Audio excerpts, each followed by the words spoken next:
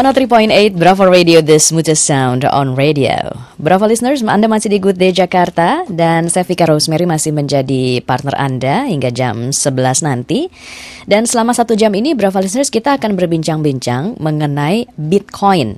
Ya, seputar Bitcoin ini, isu seputar Bitcoin ini sempat banyak diperbincangan, hangat diperbincangkan selama beberapa bulan terakhir. Dan hadirnya Bitcoin di dunia sejak tahun 2009 sebagai alternatif alat tukar membuat dunia perekonomian ini cukup gempar ya dalam tanda petik. Selain banyak penolakan di berbagai negara yang mengatakan bahwa Bitcoin ini ilegal dan eksperimental, namun ada juga yang pro terhadap Bitcoin karena minimnya sentralisasi otoritas serta mudahnya menawarkan kemudahan bertransaksi dalam jangkauan global jika dibandingkan dengan uang konvensional yang selama ini kita gunakan. Dan untuk membahas lebih detail, Bravo listeners, tentang Bitcoin, untuk Anda yang masih belum paham seperti saya atau tertarik dengan Bitcoin ini, sekarang di studio sudah hadir Oscar Darmawan, CEO Bitcoin Indonesia. Apa kabar, Pak Oscar? Baik, kabar baik ya. Terima kasih. Bisa dijelaskan dulu di awal, ini sebenarnya apa itu Bitcoin? Oke, untuk mudahnya, Bitcoin adalah suatu mata uang internet, ya, atau bisa juga disebut sebagai emas internet, di mana bentuk filenya adalah murni digital. Oke, jadi ini digital ya, tidak bisa kepegang seperti itu. Tidak bisa. Oke. Tidak bisa. Terus kemudian sistem yang paling berbeda dari Bitcoin dibandingkan hal-hal lain adalah Bitcoin itu sistemnya berdasarkan peer-to-peer. Teknologi peer-to-peer. Mungkin yang dikenal masyarakat dengan teknologi peer-to-peer itu adalah seperti BitTorrent. Ya, teknologi ini pada dasarnya tidak ada suatu server yang mengatur. Jadi antar klien itu saling melayani satu dengan yang lainnya. Ya. Misalnya dipakai untuk transaksi apa? Untuk Bitcoin ini. Oke. Pada dasarnya kalau kita mengatakan Bitcoin, kegunaan Bitcoin kan dua hal. Yang satu adalah investasi, yang kedua adalah transaksi. Sayangnya di Indonesia ini untuk kegunaan transaksi masih belum begitu banyak. Karena website-website masih belum banyak yang terima Bitcoin. Di Indonesia kita tahu ada beberapa yang sudah mulai menggunakan Bitcoin itu seperti untuk donasi, untuk charity. Kalau di luar negeri sendiri, Bitcoin itu mulai banyak digunakan mulai dari kasino, mulai dari online shop seperti overstock.com. Juga ada beberapa website besar. Bahkan di bidang kesehatan pun sudah mulai bermunculan.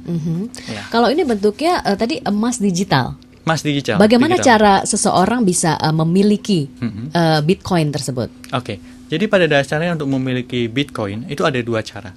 Cara pertama adalah kita bergabung dengan jaringan miner, yaitu jaringan penambang. Cara kedua adalah kita membeli Bitcoin dari exchanger. Ya, jadi di internet ini di setiap negara ada yang dinamakan Bitcoin exchanger. Termasuk kita pun adalah Bitcoin exchanger, yaitu tempat seperti toko, gampangnya seperti toko emas yang melayani jual beli Bitcoin. Ya. Oke, jadi bisa beli di situ dan harganya itu berapa? Satuannya dijualnya berapa?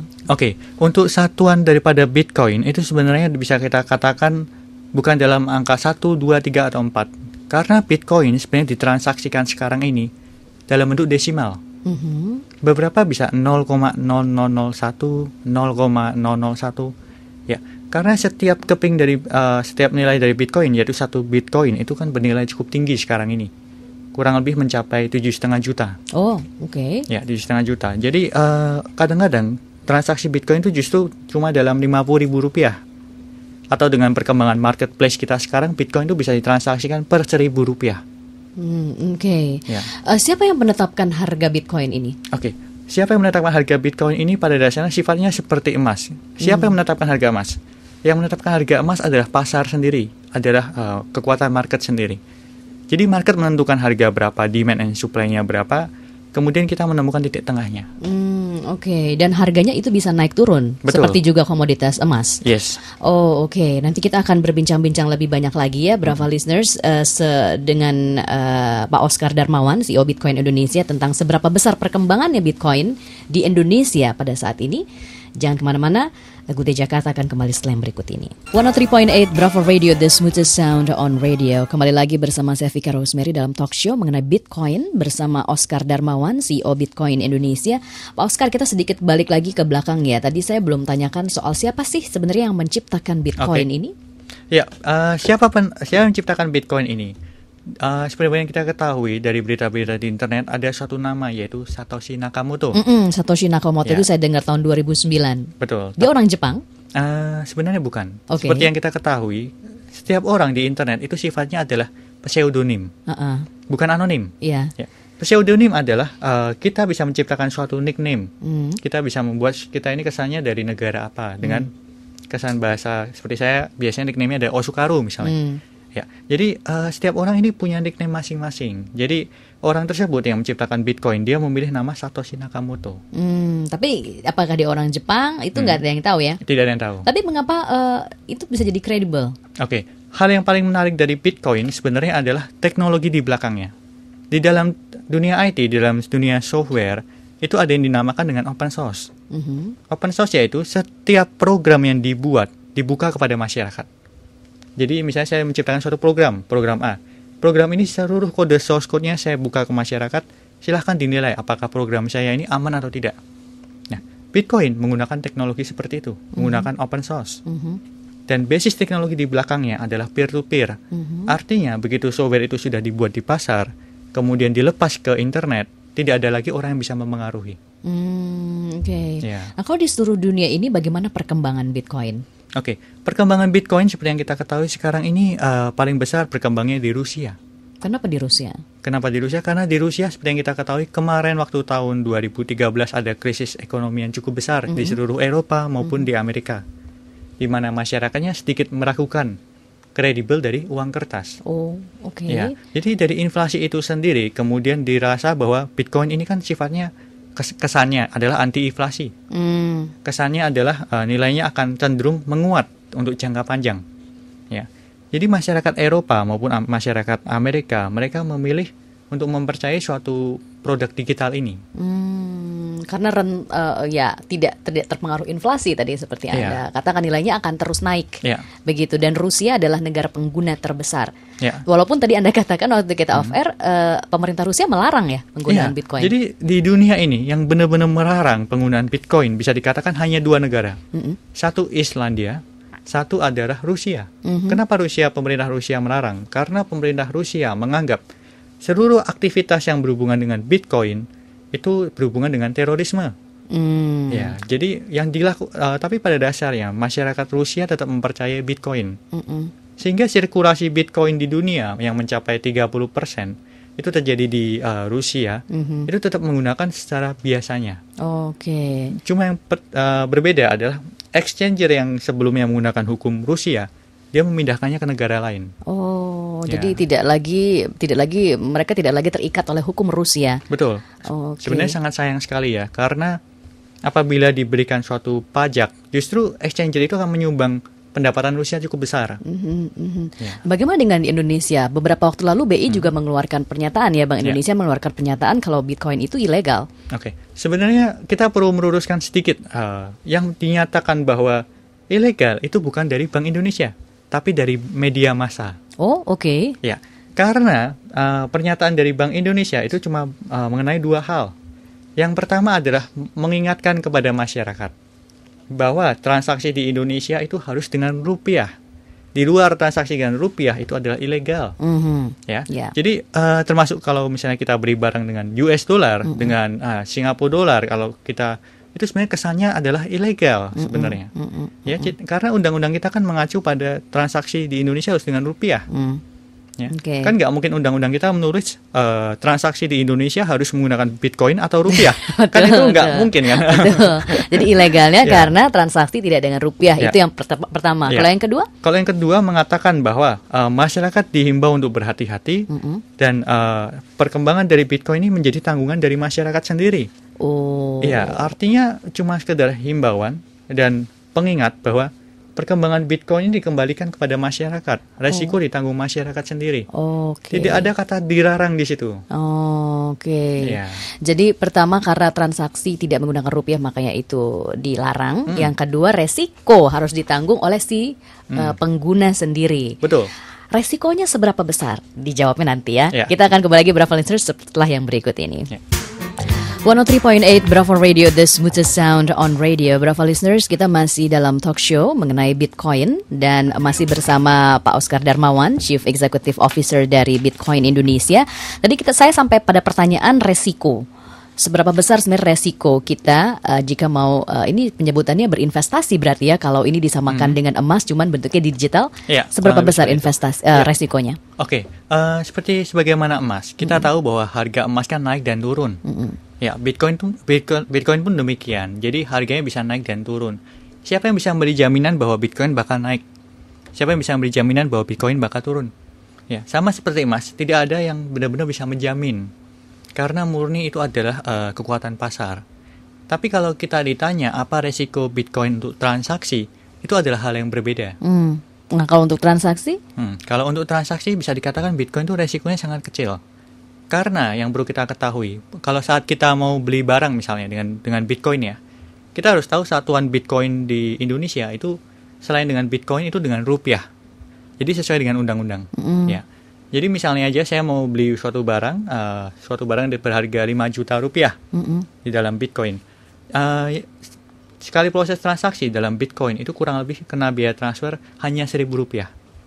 Jadi membeli barang 5 juta 1.000 rupiah, membeli barang 10 juta tetap biaya transfernya 1.000 rupiah, flat. Ya, jadi berapa miliar pun 1.000 rupiah. Okay. Ya. Nah, kemudian yang perlu kita ketahui, misalnya barang itu harganya 5 juta atau setara anggap aja 0,8 Bitcoin, 0,8 Bitcoin, setara 0,8 Bitcoin. Nah, kemudian transaksinya adalah kita menukarkan rupiah kita dengan Bitcoin 0,8, kemudian terjadi transaksi. Begitu transaksi sudah selesai, langsung ditukarkan kembali ke rupiah. Jadi istilahnya lebih sebagai payment gateway ya. Oh, oke. Seperti PayPal. Seperti PayPal. Ya, jadi biaya transfernya sangat kecil. Oke. Seberapa banyak pengguna Bitcoin saat ini di Indonesia? Oke, kalau kita katakan berapa banyak pengguna Bitcoin itu suatu cara pengukurannya agak sulit ya terus terang. Tapi kalau kita lihat dari grup Bitcoin yang ada, kita tahu ada suatu grup Facebook yang kurang lebih dari fanpage kita sendiri ada 6.000-an. Dari grup Facebook Bitcoin Indonesia ada sekitar, kita tahu ada 10.000. Kemarin baru lewat 10.000 orang. Ada grup Bitcoiners Indonesia mencapai 6.000 orang. Wow. Kalau kita total mungkin ya. 20.000 orang 20.000 bisa lebih. 20.000 orang. Ya. Kebanyakan dari mereka adalah bergerak di bidang apa? Oke. Bitcoin itu kan produk teknologi IT ya. Jadi hampir sebagian besar adalah orang-orang yang terbiasa menggunakan internet. Oke. Ya. Kemudian juga diikuti oleh orang-orang yang terbiasa berinvestasi, baik dalam melakukan foreign exchange atau melakukan investasi dalam bentuk emas. Ya, karena satu hal tentang Bitcoin itu yang paling menarik adalah fluktuasinya. Fluktuasi Bitcoin seperti hari ini kita lihat aja, barusan kita waktu off air kita ada ngecek harga Bitcoin sekarang. Dia turun di harga 6,7 ya, 6,7 juta. Ya, tapi dalam waktu kurang dari 12 jam bisa terjadi kenaikan 10% atau bahkan 20%. Oh ya? Bisa sebesar itu? Bisa sebesar kurang itu. Dari 12 jam? Ya, jadi saat ini fluktuasinya itu benar-benar nggak stabil. Sangat nggak stabil. Jadi kondisi nggak stabilnya inilah dimanfaatkan para pedagang Bitcoin. Untuk mengambil untung? Untuk mengambil untung. Jadi jual short gitu ya? Ya. Oh, oke. Ini mirip nggak transaksinya seperti kita jual beli saham? Lebih mirip kalau dikatakan jual beli emas. Karena kalau saham itu kan ada dividen ya. Biarpun kecil sekali, saham itu tetap dapat dividen.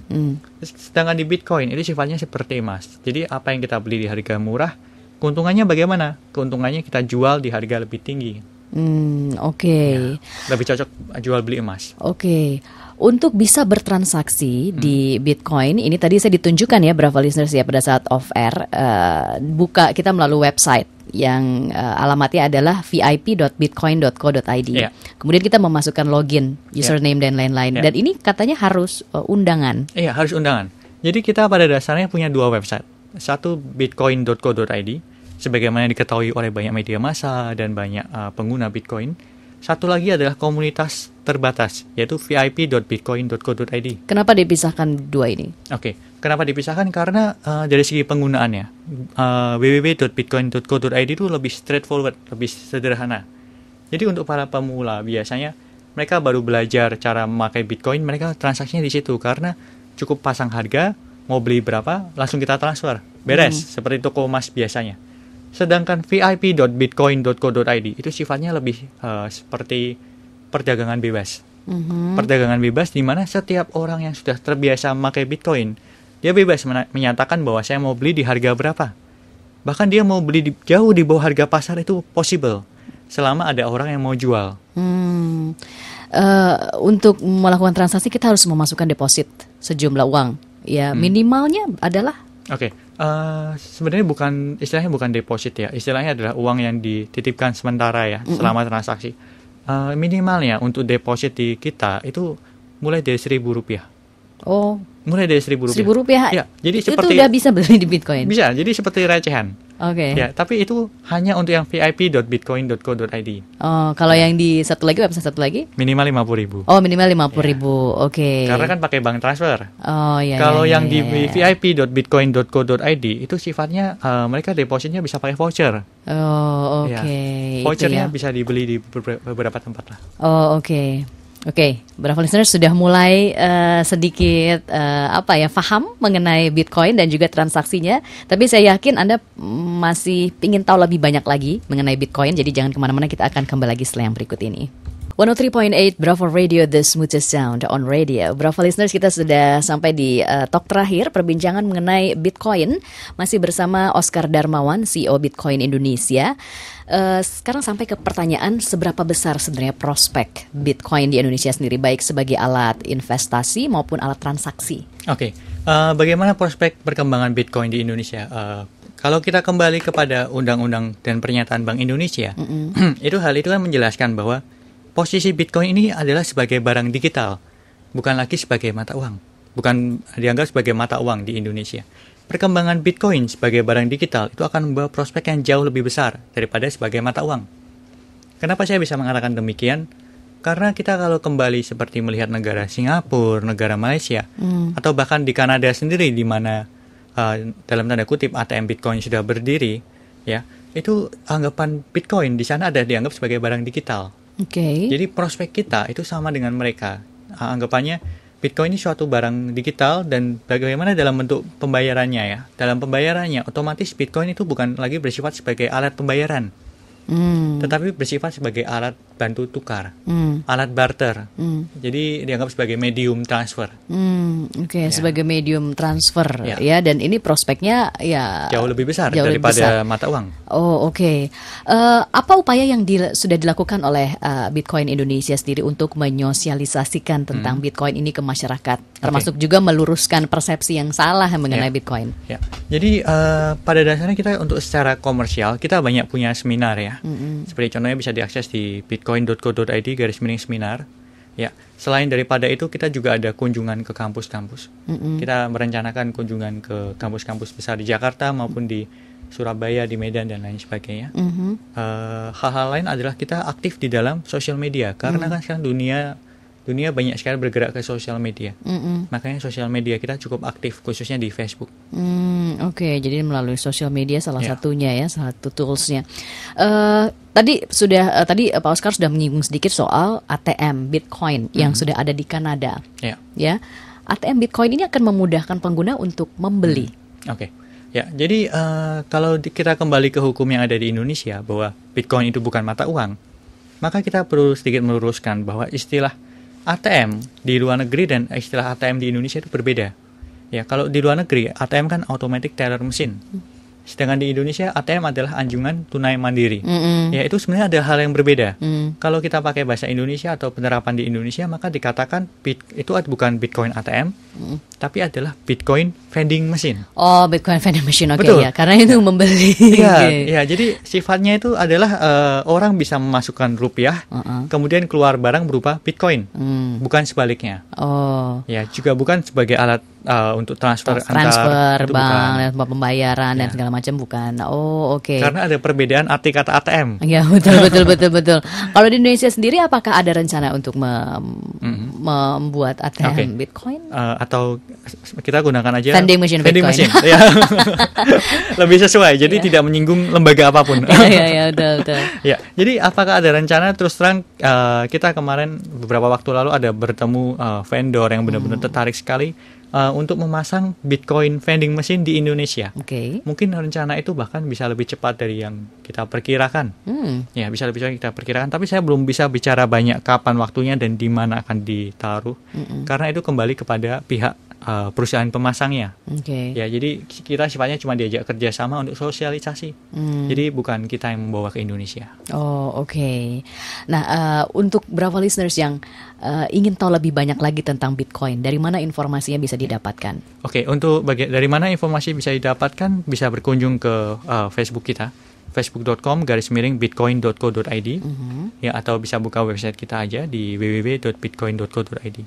Kita akan memberikan banyak update melalui newsletter yang terdapat pada website kita. Termasuk kalau ingin mulai bertransaksi bisa di situ? Iya, bisa. Oh, oke. Dan kalau memang tertarik untuk bergabung kepada komunitas VIP kita, itu bisa bertanya langsung ke dalam Facebook kita. Biasanya nanti dari tim-tim pedagang yang lebih senior akan memberikan undangannya. Oh, oke. Karena perlu undangan untuk masuk ke komunitas itu. Oke, nah ini pertanyaan terakhir. Iya.